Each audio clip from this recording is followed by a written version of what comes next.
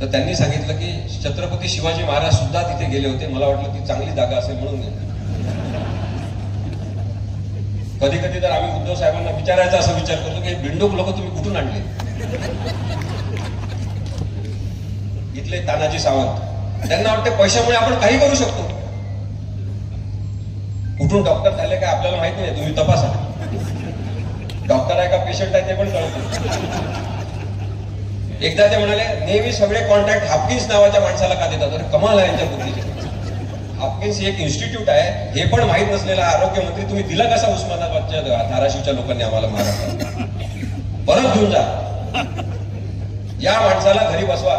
किती पण पैसे दिले तरी, पैसे घ्यायचे की नाही तुम्ही ठरवा, पण याला मत देऊ नका.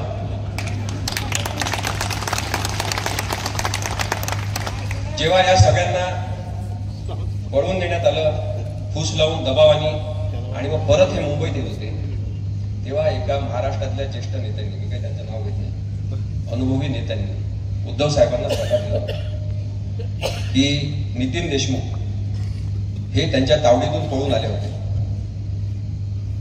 उद्धव साहेबांना असं सांगण्यात आलं होतं की तुम्ही नितीन देशमुख यांची तक्रार घ्या, अपहरण केलं म्हणून.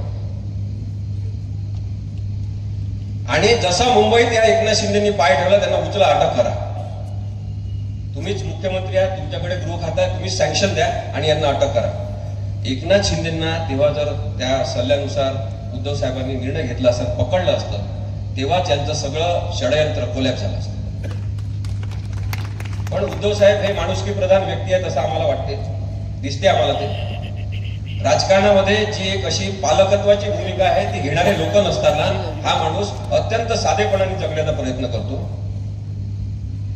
त्यांनी तसा निर्णय घेतला नाही. त्यांना असं वाटलं की हे असं करणं हे चुकीचं ठरेल, आणि माणुसकीवर विश्वास त्यांनी ठेवून त्यांना वाटलं की मुंबईत आल्यावर कदाचित आपल्याशी संवाद साधतील, आपण त्यांना पुन्हा मन वळवू, त्यांना सांगू की असं करू नका, हे चुकीचं आहे.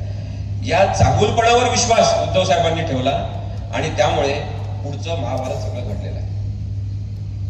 आता ते कोण नेते होते, कोणी कोणाला काय सांगितलं हे मी आपल्याला सांगत नाही, पण एक लक्षात घ्या की राजकीय प्रवृत्तीमधला हा फरक लक्षात घ्या. एक माणूस जो स्वतः पक्ष फोडतो, दुसऱ्यांनी उभा केलेला पळून जातो, आणि त्याच बेकायदेशीरतेची बाराखडी मान्य करून तिथे बसलेला जो पाळीव राज्यपाल आहे तो निर्णय देतो, आणि सर्वोच्च न्यायालयाला सांगावं लागतं की एक लोकशाहीने प्रस्थापित झालेलं सरकार पाडण्यामध्ये राज्यपाल सहभाग घेतात, हे अत्यंत दुर्दैवी असं सर्वोच्च न्यायालयाला टिप्पणी द्यावं लागते. आणि त्या सगळ्या राजकारणामध्ये जे ब्रेन म्हणून काम करतात ते देवेंद्र फडणवीस असतात, आणि ते स्वतःला चाणक्य म्हणतात. हे अत्यंत चुकीचं राजकारण प्रस्थापित केल्यामुळे नंतर राष्ट्रवादी सुद्धा त्याच पद्धतीने फोडण्यात आले. लोकांनी ठरवलेलं आहे कोण अपात्र आहे. लोकांनी ठरवलं आहे की आता मतदानाच्या वेळेस कुणाला अपात्र ठरवायचं. हा लोकशाहीचा निर्णय तुम्ही घ्यावा अशी मला आपल्याला नम्र विनंती करायची आहे.